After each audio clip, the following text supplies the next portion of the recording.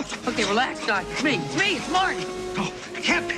Just sent you back to the future. Yeah. Oh, I know you did send me back to the future, but I'm back. I'm back from the future.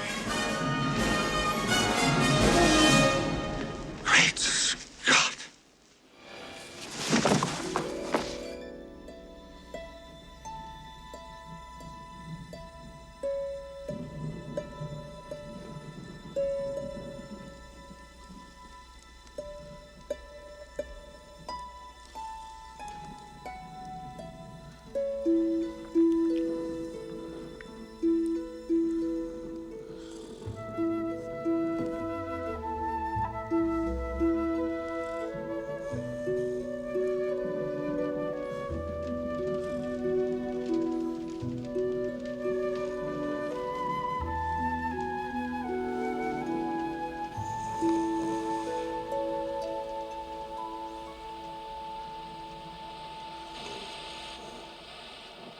Hey, kids, what time is it?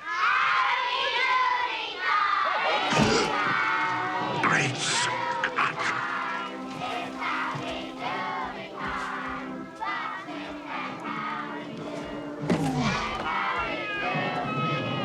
Howdy doody time.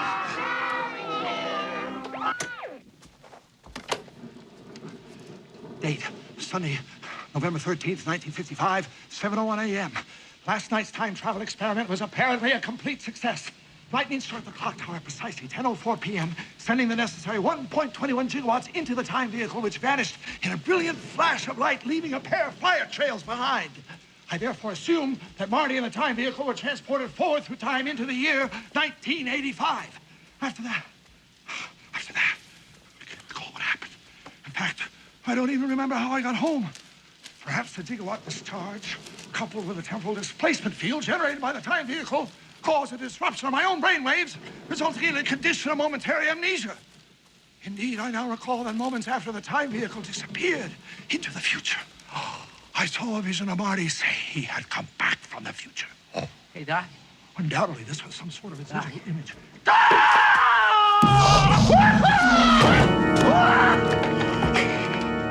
Doc, calm down, okay? Just calm down. It's me. It's Marty. No, it can't be you. I sent you back to the future. Hey, Doc, that's right, but I came back again. I came back from the future. Don't you remember last night? You fainted. I brought you home. This can't be happening. You can't be here. It doesn't make sense for you to be here. I refuse to believe that you are here. Doc, I am here, and it does make sense. Look, I came back to 1955 again with you, the you from 1985, because we had to get a book from Biff. So once I got the books back, that is the you from 1985, we're in the DeLorean, and it got struck by lightning, and you got sent back to 1885. 1885. It's a very interesting story, future boy. But there's just one little thing that doesn't make sense. If the me of the future is now in the past, how could you possibly know about it? You sent me a letter. Dear Marty, if my calculations are correct, you will receive this letter immediately after you saw the DeLorean struck by lightning. First, let me assure you that I am alive and well. I've been living happily these past 8 months in the year 1885. The lightning bolt that hit the DeLorean caused a gigawatt overload, which scrambled the time circuits, activated the flux capacitor, and sent me back to 1885.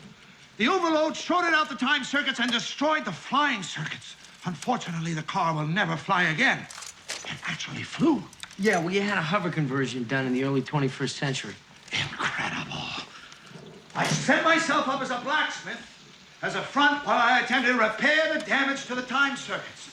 Unfortunately, this proved impossible because suitable replacement parts will not be invented until 1947. However, I've gotten quite adept at shoeing horses and fixing wagons. 1885. Amazing. I actually end up as a blacksmith in the Old West. Pretty heavy, huh? I have buried the DeLorean in the abandoned Delgado mine adjacent to the old Boot Hill Cemetery as shown on the enclosed map. Hopefully, it should remain undisturbed and preserved until you uncover it in 1955. Inside, you will find repair instructions. My 1955 counterpart, that's me, should have no problem repairing it so that you can drive it back to the future. Once you have returned to 1985, destroy the time machine. Destroy it? Yeah, well, it's a long story, Doc. Do not. I repeat, do not attempt to come back here to get me. I am perfectly happy living in the fresh air and wide open spaces. And I fear that unnecessary time travel only risks further disruption of the space-time continuum. And please take care of Einstein for me. Einstein. He's your dog, Doc. Einstein. It's what you call your dog in 1985. I know you will give him a good home. Remember to walk him twice a day and that he only likes canned dog food. These are my wishes. Please respect them and follow them. And so, Marty, I now say farewell and wish you Godspeed. You've been a good, kind, and loyal friend to me, and you made a real difference in my life. I will always treasure our relationship and think on you with fond memories, warm feelings, and a special place in my heart. Your friend in time, Doc Emmett Brown, September 1st, 1885. I never knew I could write anything so touching. No, Doc, it's beautiful. Oh, it's all right, Copernicus.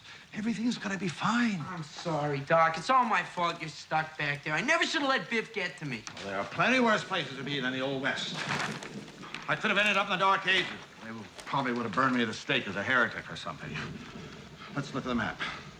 All right, according to this, the time vehicle's sealed off in a side tunnel. We may have to blast.